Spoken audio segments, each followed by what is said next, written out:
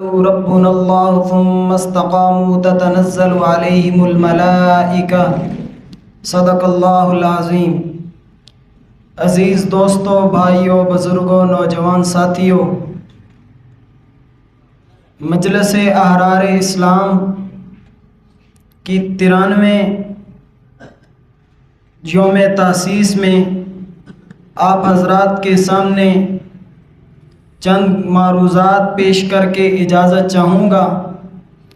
مجلس احرار اسلام یہ کوئی نئی جماعت یا نیا نام نہیں، بلکہ 1919 کے اندر جن لوگوں نے تحریک خلافت میں حصہ لیا تھا انہیں احرار کے نام سے پکارا جاتا رہا۔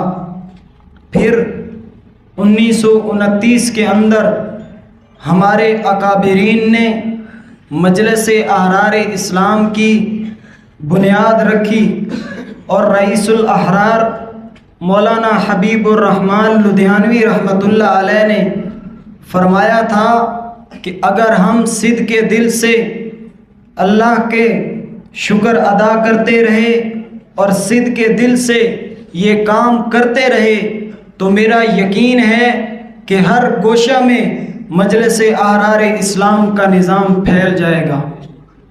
پیران پیر خواجہ خان محمد رحمۃ اللہ علیہ نے فرمایا تھا کہ مجلس احرار اسلام اور عقیدہ ختم نبوت کا تحفظ اور دفاع یہ لازم ملزوم ہیں۔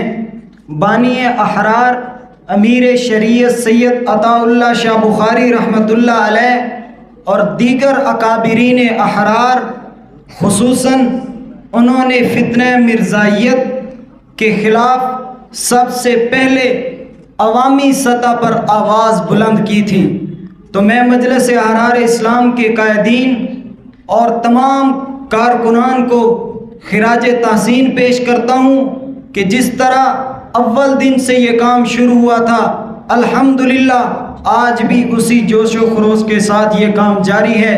انہی الفاظ کے ساتھ اجازت چاہتا ہوں۔